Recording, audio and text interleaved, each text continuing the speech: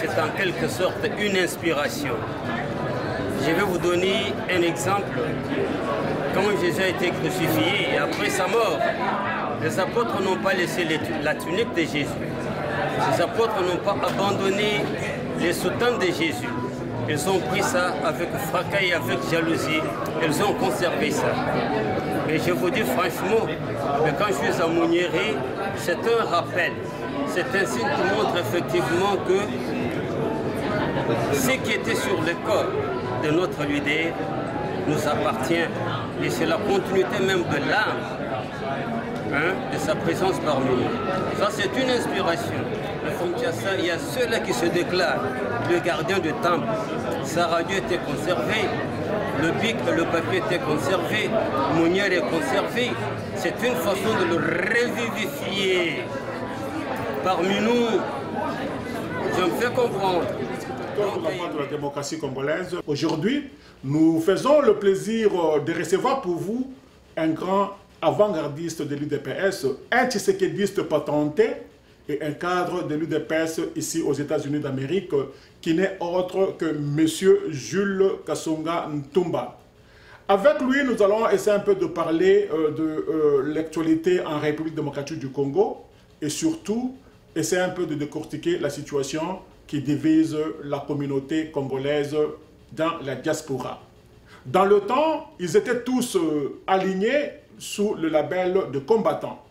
Mais aujourd'hui, après avoir conquis le pouvoir, après avoir gagné le pouvoir par l'opposition, et nous voilà encore toujours avec le démon de la division. Ensemble avec M. Jules Kasonga Ntumba, nous allons essayer un peu de voir et surtout de donner un conseil pour que cette communauté reste unie, que l'ennemi ne nous divise pas davantage. Et suivez cet élément. Bonjour M. Jules Kasonga Ntumba. Bonjour monsieur le journaliste. Alors, nous sommes avec vous sur notre plateau et nous vous en remercions. Nous voudrions un peu parler sur la situation du parti et surtout de l'actualité. Nous ne voulons pas encore éplucher ce qui a été déjà dit, car beaucoup d'émissions ont été faites à ces sujets. Alors, ma première question, c'est sur l'actualité, M. Jules Kasonga Ntumba. Près de 10 ans ou plus, les Congolais s'étaient mis ensemble sous l'appellation appelée combattants. Toute la diaspora parlait le même langage. Et récemment, après les élections de décembre 2018, nous constatons une fission de la diaspora congolaise. Quelle analyse faites-vous de cette scission, M. Jules Ntumba? Oui, l'analyse faite sur cette situation, messieurs les journalistes, nous devons d'abord procéder par une petite critique, émettre une critique positive et une critique négative de la situation. Si aujourd'hui il y a scission au sein de la diaspora, c'est tout simplement parce que les violons ne sont pas accordés après avoir cueilli le fruit qui était mûr sur l'arbre. Mais aujourd'hui, les Congolais l'ont cueilli. Mais après avoir eu le fruit entre les mains, la dispute commence sur ce fruit. Mais autre part, quand le fruit n'était pas encore mûr, c'est-à-dire quand on s'acharnait aux différents régimes, quand on attaquait le régime de Mobutu, quand on attaquait le régime de Kabila, le père, quand on attaquait le régime de Kabila, le fils, c'est que les Congolais de la diaspora étaient tous ensemble. C'est comme vous l'avez bel et bien épinglé, qu'on les appelait tous combattants. Mais ce terme-là, je vais mettre un élément en exergue pour dire, au régime de Mobutu, pendant le régime de Mobutu, les mots-là combattants étaient une exclusivité du parti de l'opposition qui est l'UDPS. Les combattants en général comme tels, selon les concepts actuels, n'existent pas. Mais les combattants ont existé avec l'agression de notre pays, l'occupation de notre pays par les soi-disant les Rwandais et les soi-disant les gens du régime kabiliste qui vient de quitter le pouvoir présentement. La scission. La scission n'est pas bonne. Pourquoi? Parce que la communauté congolaise est divisée. La scission n'est pas bonne. Pourquoi? Parce que ça fait ressortir le séquel du tribalisme. La scission n'est pas bonne parce que ça handicape notre unité. La scission n'est pas bonne parce que ça dérange le développement, il n'y a pas l'entraide, ça frise, ça fissure notre amour comme Congolais. Plus il y a scission, plus il y a dégradation de nos efforts, plus les résultats de l'objectif escompté et le développement de notre pays sera dans une compromission. Mais, comme notre président actuel l'a toujours dit, que lui est un unificateur. Il n'est pas le président de X ou Y. Il est le président de tout le monde. C'est-à-dire, il y a un élément à souligner. L'union, il prône l'unité. Vous êtes sans ignorer qu'il y a un adage qui dit que l'union fait la force. C'est dans l'union que nous aurons à remporter la victoire. C'est dans l'union que notre pays sera prospère. Mais, toutes choses restant par ailleurs, nous devons nous dire, sans foi aux yeux, très chère diaspora, que le problème de cette scission fait preuve de manque aussi de sagesse. On s'est plaigné que le pays était entre les mains des étrangers, que le pays était entre les mains des Rwandais. Nous avons besoin d'un fils du pays et d'un Congolais d'origine et de racine. Mais aujourd'hui, Félix Antoine Tshisekedi est un fils du pays, est un Congolais d'origine. Et les uns de ces combattants de la diaspora témoignent qu'ils ont évolué ensemble avec lui en Belgique. Mais pourquoi cette haine? Abat la haine, abat les sentiments tribalistes, abat la division. Mais nous vous invitons tous à l'union, à la preuve de sagesse pour dire soyons ensemble pour construire encore notre pays, ce beau pays qui est la République démocratique du Congo.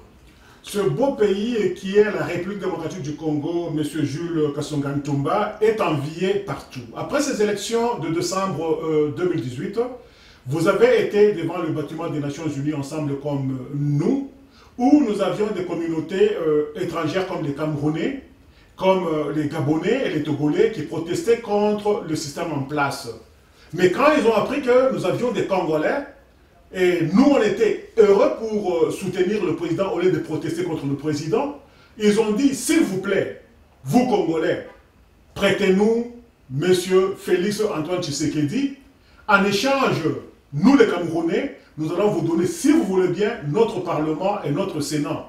Laissez M. Tshisekedi faire son travail. Il vient de prouver au monde que c'est un démocrate. Plus de prisonniers politiques en RDC. Il n'y a plus rien comme tracasserie policière. Et cela a donné une leçon à toute l'Afrique, selon ses compatriotes camerounais, dont la vidéo sera jouée dans la prochaine émission. Quelle est votre réaction à ces sujets où ils demandent que le Congolais doivent cesser de se tremper dans l'amalgame de l'opposition pour contrer Tshisekedi, pour dire Félix Tshisekedi, qui est vraiment, à ces quelques mois, a fait preuve sur le terrain d'un patriote. Monsieur Jules Kasonga Ntumba, à vous la parole. Et l'Afrique est indivisible.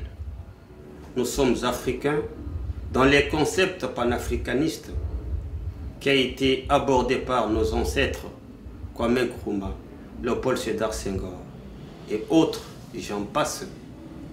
Et nous devons rechercher le développement et l'unité de l'Afrique. Le Camerounais, par ce message, je peux tout simplement dire qu'ils sont aux abois. Ils sont fatigués. Pourquoi fatigués? Paul Biya a 82 ans de naissance. Paul Biya a fait 37 ans au pouvoir. Et avec 37 ans au pouvoir, il se plaigne qu'il est dictateur et qu'il applique la dictature au pays. Il a emprisonné l'actuel opposant qui avait remporté les élections. Les Camerounais se plaignent encore que leur pays n'est pas sur la voie de la démocratie aussi longtemps que Paul Biya est à la tête. Mais quand ils réclament Félix Tshisekedi, c'est parce qu'ils ont fait une lecture, mais une lecture rationnelle. Je veux dire, ils ont trouvé en Félix Tshisekedi une sagesse, un homme démocratique. Ils ont trouvé en Félix Tshisekedi un unificateur, un élément déclencheur du développement. C'est parce qu'ils ont besoin de développement dans leur pays, c'est-à-dire au Cameroun, qu'ils ont besoin d'un élément pareil, Félix Tshisekedi, comme président. Ils disent, vous Congolais, donnez-nous Tshisekedi et nous allons vous donner notre Parlement, notre Sénat, même notre gouvernement. Mais ils ont besoin d'un leader digne de son nom.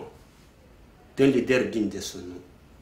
Le peuple camerounais présentement a des problèmes, des conflits sérieux dans son interne. Quels sont ces conflits? Il y a maintenant les conflits entre les anglo-saxons camerounais et les francophones camerounais. Mais ces conflits, c'est alimenté par les dictateurs. Ils se plaignent. Ils sont éparpillés au travers le monde. Ils sont éparpillés au travers le monde. Raison pour laquelle, quand ils ont appris, entendu le merveille que Félix Tshisekedi est en train de réaliser au Congo, après les dictatures qui se sont succédées de Mobutu, de Kabila, ils se disent non, au Cameroun, nous avons besoin d'un leader comme Félix Tshisekedi. Mais nous n'avons qu'à lancer un appel pathétique à toute la jeunesse africaine et à toute la population africaine pour emboîter le pas à nos frères camerounais, pour les aider à bouter hors d'état de nuire ces dictateurs qui a 32 ans au pouvoir et 82 ans, 37 ans au pouvoir, je m'excuse, et avec 87 ans d'âge. Alors, il y a un élément qui manque, monsieur Jules Ntumba. Ils ont dit que les Congolais n'ont pas droit à s'opposer à Félix compte tenu des œuvres qu'il a démontrées en face du monde en ayant 100 jours de son règne. Qu'est-ce que vous dites aux Congolais qui s'opposent encore et qui utilisent tous les qualificatifs possibles pour chercher à ne pas reconnaître cette bonne volonté de Félix Antoine Tshisekedi? Mais la réponse à cette question, je l'aborderai dans le même sens que le président Félix lui-même l'a toujours abordé. Il dit que non, c'est tout à fait normal. Dans une communauté ou dans une nation, tout le peuple ne seront pas toujours unanimement d'accord avec leurs dirigeants. Hein? Les uns peuvent dire non, on ne l'aime pas, on le déteste, il n'a pas bien travaillé, il n'est pas compétent, ceci, cela. Mais les autres vont dire non, celui-là, notre chef, c'est le meilleur, c'est notre espoir. Vous voyez, même ici aux États-Unis où nous vivons, tout le monde n'est pas d'accord avec Trump. Il y a ceux-là qui sont contre, il y a ceux-là qui tiennent même des propos et publiquement des propos désobligeants à son égard. Même lors du régime de M. Obama, les uns étaient pour lui, les autres étaient contre. C'est très normal. Si on veut remonter un peu à la Genèse, Jésus, le Fils de Dieu, Jésus, le Fils de Dieu, on l'a présenté devant la population juive. Est-ce que vous voulez que je libère Barabbas ou que je libère Jésus? Ils ont crié tous, libérez-nous Barabbas, mais crucifiez Jésus. C'est un reflet vraiment de la nature humaine. Donc tout le monde ne peut pas être unanime donc, envers le président. Il le reconnaît lui-même. C'est un fait normal. Merci. Merci, et ça c'est vraiment très profond car Dieu lui-même ne fait pas l'unanimité et à plus forte raison l'être humain. Alors, monsieur Jules Kasonga Ntumba, je veux aborder une question de curiosité. Je vous vois toujours à Mouniéré, mais fort malheureusement aujourd'hui, je vois que vous êtes sur le plateau sans Mouniéré.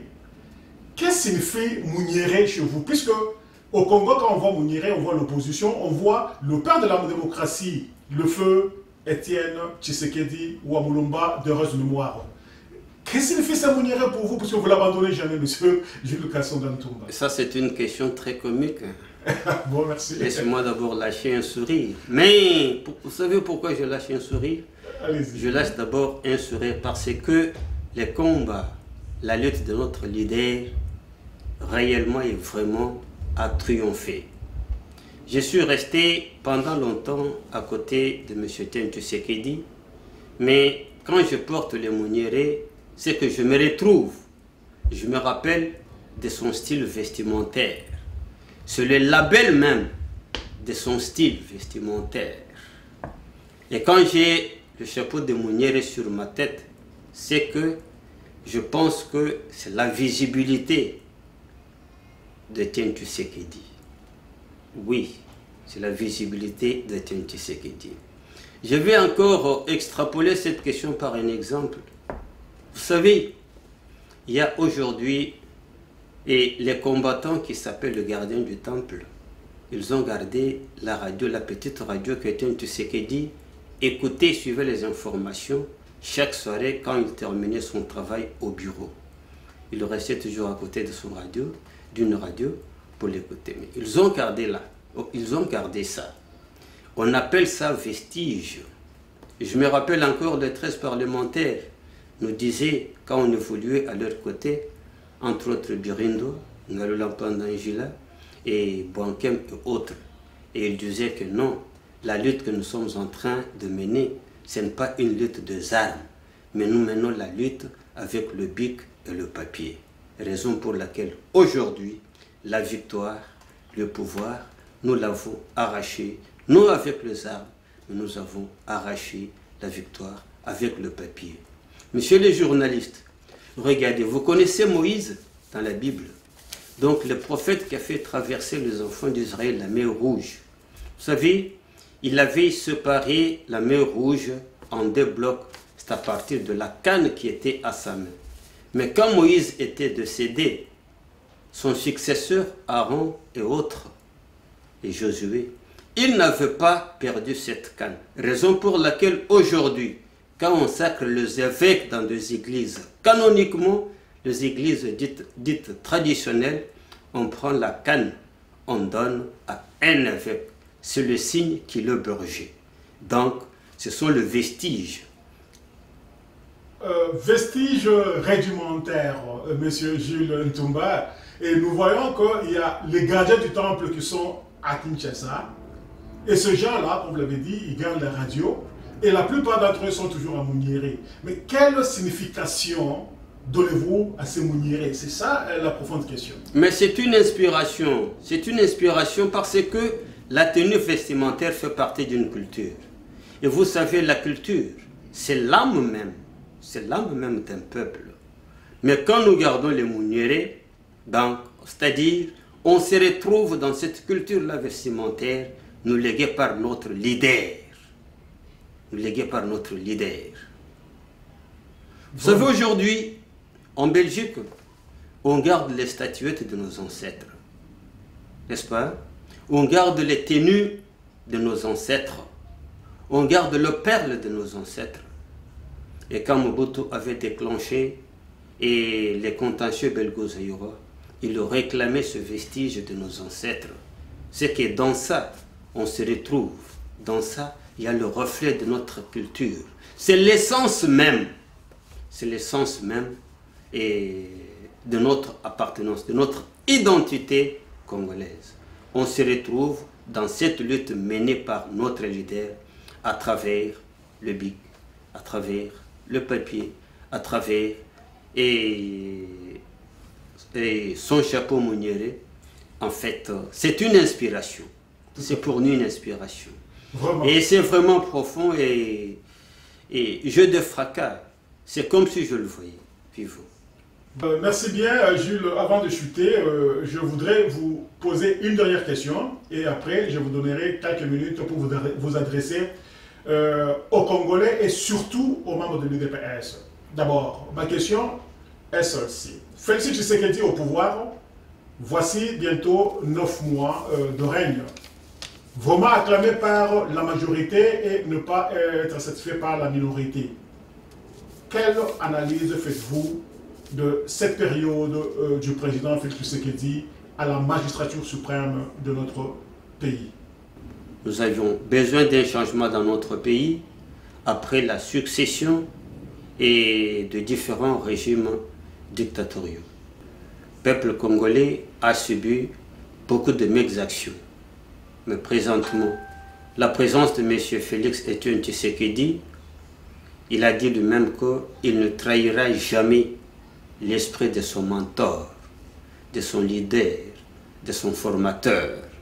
Ça veut dire, c'est ce qu'on attendait. L'état de droit et la lutte contre les antivaleurs.